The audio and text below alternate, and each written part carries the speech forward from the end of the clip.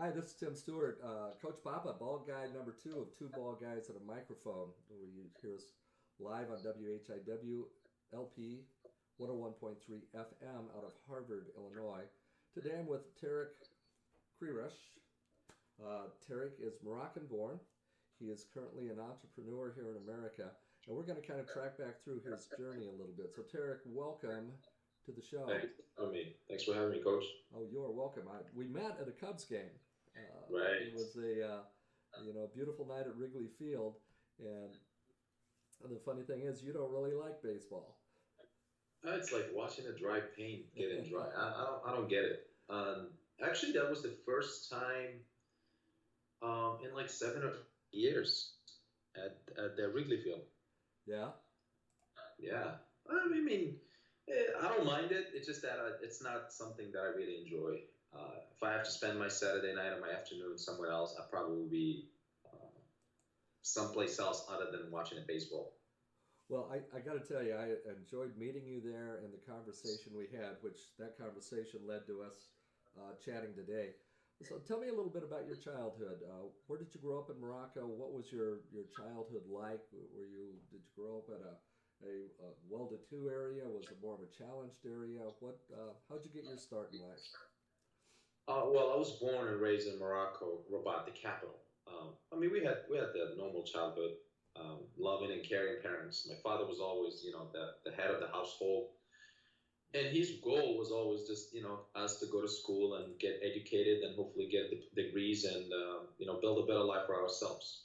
Um, but then again, just like anywhere on the planet, there's always challenges that we go through. I was a little bit of more of the troublemaker when I was a kid, but I've always used to take care of problems before they make it to before my parents will find out, especially my father, right? So if I get into an argument with a kid and the argument escalated further down, I'll probably after it's done, I'll go buy him the yogurt and the donuts to be like, hey, sorry for this whole thing. Let's just put it behind us so they don't go with my parents and complain. That's like, back in my 10, 12 years old. Um, and I think, being a foreigner, um, it gives you a different perspective in how people they think in terms of like looking at our problems and try not to complain so much about a problem, but more like trying to find a solution to that issue and that problem. And I think that's one thing that I took from my childhood life. Always we get into problems, we make sure we fix our problems before we ask for help. And it's just being like that in nature, part of who we are, who I am as of today. And then when we met at the Cubs game, we were talking about problems, and one thing you and I were striking out right away is we weren't just focusing on talking about the problems. We were focusing more like, okay, there's this problem, but you know what? There's like kind of this way that we can fix this issue, or we can find a better solution, or just something just so she doesn't make the problem so painful. Sure. Um, Now, and I now, think that's something that I would say it was. Some of the lessons, among other lessons like being a patient, learn how to listen more and talk less. Um, but then again, this is all of this stuff. It just became who I am. So it's hard for me to like pick a nimble on sure. what makes. Were there certain people, maybe teachers or the janitor at your school, or people in your area that helped shape your character? Your parents, yes, but other people. It could have been a peer or a neighbor, someone who you looked at and said, I want to be like that person," and that person helped you to develop into who you are today. Right, but I used to say that, and here's why I stopped saying that. As of today, I always say, "Oh, I want to be that guy when I grow up." But my circumstances might change from today to tomorrow. Now, my dream is to be better than that guy. Sure. So settle for just a small, a dream when you can just have the whole universe in front of you. Um, yeah, there are some people that I'd like to be when I grow up. But then again, it's like the question you get asked in a job interview. How do you see yourself in 5 years from now? Well, right now I'm sitting in front of you having an interview, but I don't know, 6 months from now, maybe I'll achieve much more than what thought I was achieving in in a longer period. So my goal in 5 years will basically be pushed further down. Mm-hmm. I mean, up. Like, Right, I understand. yeah. Did you have jobs while you were in school? Did you, in America we Oh, deliver the I mean, paper, do things. What type of jobs did you have? the thing is like my father, when we were kids, he was part of his things that he likes to do was building homes, right? And I would be like at 12 years old, 14 years old, going there and carrying bricks, each brick somewhere around 25 pounds or 20 pounds on each side. So we take those bricks and climb like 150 steps. Sometimes, that's just a part of where we are. Like, hey, you want to make $1 for a day for just so you can have some pocket change and go buy yourself some cookies and whatever you want to do with it. Let's get to work. And I didn't mind it. It was fun. You get to spend some time with your dad, and you also get to see like the painstaking work that people have to go. Makes you appreciate every penny you get, and not just go out there and just wasted it. Yeah, I mean, it's a close-up look to what the real world life is all about. Did you have competitive sports in your schools over there? Soccer? Oh yeah, I Football? was like always. I loved to be anything that was individual, especially running, climbing, jumping. I would always get mad if I don't get first. Um, yeah, I wish it was the same case nowadays. Like now you spend more time indoor than outdoor, but it just it's a part of the childhood. We used to like run, play soccer all the time, and yeah, I do get that. That's the same drive that is inside of me, even in the business wise. I don't want to be the second because being behind for a fraction of a second still makes you a second position. So we're trying to strive to be in that always in that first spot. Yeah, now when I ran competitive track in high school, I always ran right behind the guy who held first until the last 150 yards, and then I'd just blow by him to make sure I crossed the finish line first. But my problem was I didn't know how to set a pace. I would go out too fast sometimes, and I watch people in business, today. Sometimes they go out too fast, and then they burn out, and they never actually finish. Uh, what their goals were when they started. Uh, One of the things I liked about you and the conversation that we had is you seem for a young man to really pace yourself really well to make sure that you're going to be there at the finish line. I mean, again, um, you gotta know your strength and your weaknesses. And I'm a grown man. I know when I'm not capable of getting things done. If I get asked something that I don't know the answer, I will tell you straight up, Coach. Hey, I don't know the answer, but I will go find out. I think just being a competitive, it's not really. You have to be smart and being competitive. Like you need to know when to step back, and you need to know what are your capabilities first before you can get into things that I mean. I like to get into knowing the unknown, but I also need to have a little bit of an idea of what I'm getting myself into, just to give me some time to do my own homework. Sure. Now, at what point did you decide to come to America? And I guess I should ask the question: why America? Why did you decide to come here from Morocco? Well, first, simply because I had an older brother that used to live here. He'd been here for over 20 some years. And of course, growing up in Morocco, you got this whole hip that media sells you about the American dream. And honestly, I just wanted to come down here to finish my grad school for one simple reason. First, if you get a diploma from a known university in the US and you can move back to Morocco, you can have a really amazing position job. So initially, that was the game. Coming down here, finish my grad school, and then move back home. But then, before I finished, I had a meeting with an HR from a city group, and then they offered me a position with a sponsorship package. So I took the deal. And at the same time, within those 2 years, I kind of fell in love with the culture and how things are so easy. Literally, you can get things done over the phone. As of Morocco, if you really want to pay an electricity bill, you have to stand on the line for 2, 3 hours. Really? So, yeah, so it's still a painstaking work. But here, things could be done a lot smoother, a lot faster by simply, just being remotely getting things done, like how we have in this conversation right now. This could possibly be impossible. I'm not saying now, probably now it's a different story, but I'm saying back in like 14, 15, 13, 14 years before I came in here, it was very difficult. And again, it just like the culture. I wanted to be, see where this can go. And here we are today, 14 years later. Now, your original plan going to college, what did you study and what did you think you were going to do coming out of college? Well, I wanted to stick in the same thing that I was doing in my background, which was the computer science. I had my undergrad in computer science, and I wanted to finish my grad school. Well, actually, I did finish my grad school in the computer science with master's in computer science. But again, life throw things at you that it's not. I mean, going to school is great, but it takes so much of life, real life experience. And what I was doing after graduation was something a little different than what I went to school for. It was more like in the business and the finance world. But then again, it was always falling to numbers, and I was good with numbers. I was a math major when I was in high school, so that just felt like right off, in my comfort zone.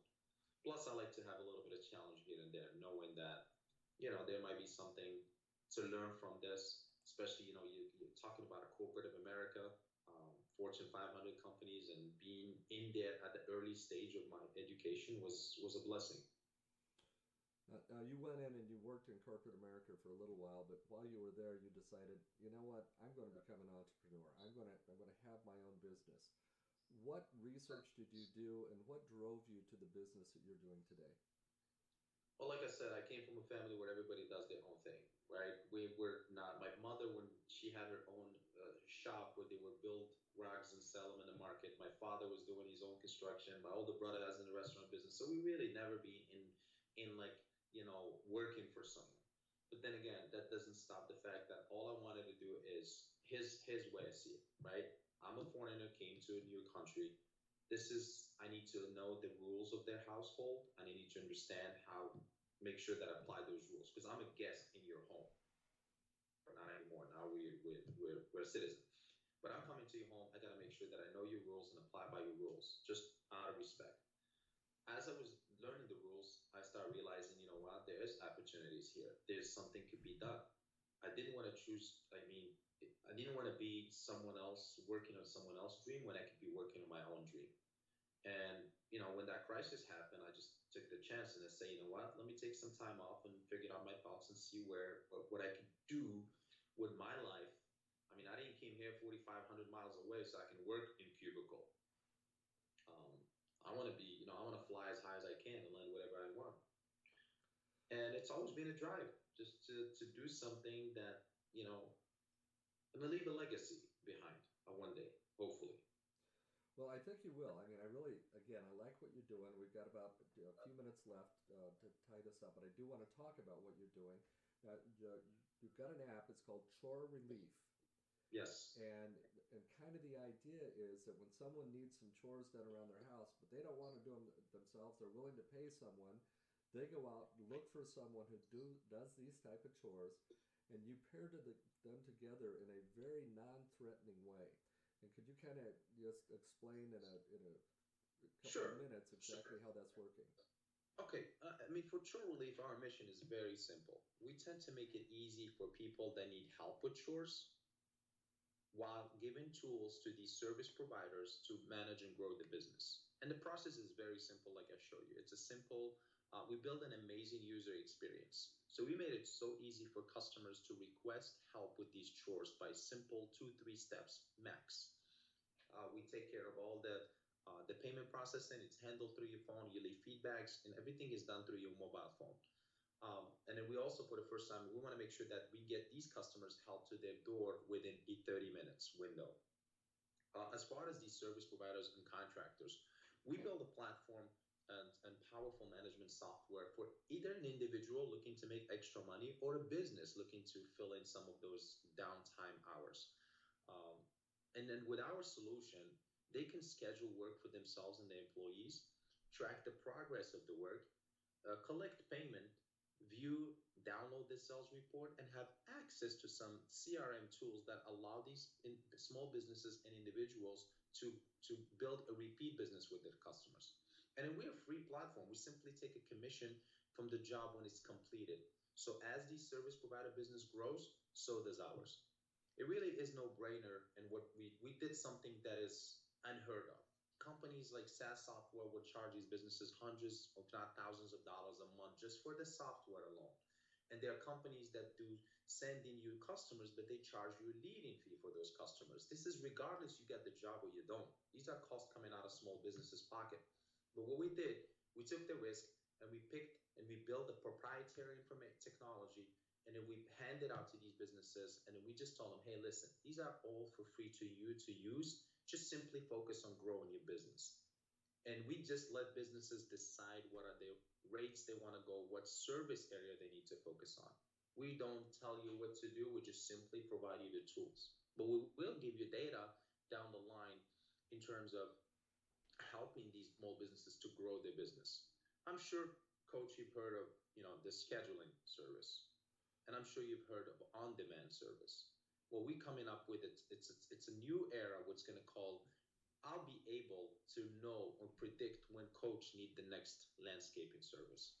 If I give these small businesses the tools to follow, to see your service record, how often do you request certain services? They will be able to give you a call ahead of a time before even you decide you need someone to come and cut your grass. How awesome would that be? That would be totally cool because I don't even notice the grass till my wife tells me. Yeah. So imagine these guys will actually pick up a phone and call you, be like, hi, Coach, listen, I know you usually get a landscape every 2 weeks. It's been 10 days. Would you like us to come in the next couple of days to take care of it for you? Now, Tarik, there's going to be two types of listeners out there. People who want chores done, people who can provide the chores. How do they get a hold or how do they get on board with Chore Relief? It's simple. You can simply go to the website, www.chorelief, that's CHORERELIEF.com, and then you simply, whichever you choose to be. If you want to be a customer, there's a direct link to download the app as a customer. And if you choose to be a service provider, you have also a direct link to download the app and sign up and add in your information. And then the sooner we can do our vetting schedule for these service providers, the sooner we can have you available to start tackle some of these chores. Now, you made a very good point there, the vetting. You take that out of the worry of the customer. You've already done the background checks. When somebody comes on and they says, I want to be a vendor, a service provider with Chore Relief, we're going to do the background check so that when you come on and you need those chores done, you have the confidence that the people coming out are already vetted, they got a background check, and they're quality people, and you've taken correct worry out. Correct. I mean, we bring in someone to your home. This is your own private space. We want to make sure that you get someone that that we think is competent, capable of getting the job done. But keep in mind, because we're doing something a little different than any other competitors, what we did is we're doing this as a community base. So if that service provider that you picked, it literally your house or your business or your service, you fall in his service area. So his job is to really make sure that you're satisfied so you can request him again. Because we're not going after one-time service. We're going after building relationship between these small service providers and their customers. Well, I'm very excited for you, what we're doing. Like I told you, I've already gone in and taken a look at it and have talked to some of my friends. Now, right now, you're operating primarily in Cook and Lake County, Illinois. Is that correct? We're doing a live launch soon in Skokie, Lincolnwood, Evanston, and Niles. Simply just because we want to make sure that we'll test out our model, make sure that there's no flaws. We already did tremendous testing through friends and family. Now we want to open it up to the public so we can get their feedback. We welcome any feedback so we can enhance and perfect our technology even much more. I think what we have so far is almost in the same level, if not a little higher than competitors that have been in the market for 5-6 years ahead of us. Well, again, I'm very excited for you. We're going to close this up. We'll have your information on the website where people can get a hold. Please. And we want you to get out here in McHenry County as quickly as you can. I know a lot of people out here who just don't like to. They can sign up and we let them know as soon as we open up their service. Because what we're doing, we always going to be recruiting, like getting service providers in an area before even we start recruiting, reaching out to customers. So if you have the businesses in McHenry that are doing what we do, they want to partner up with us, they can sign up. It's free. It's not really costing them anything.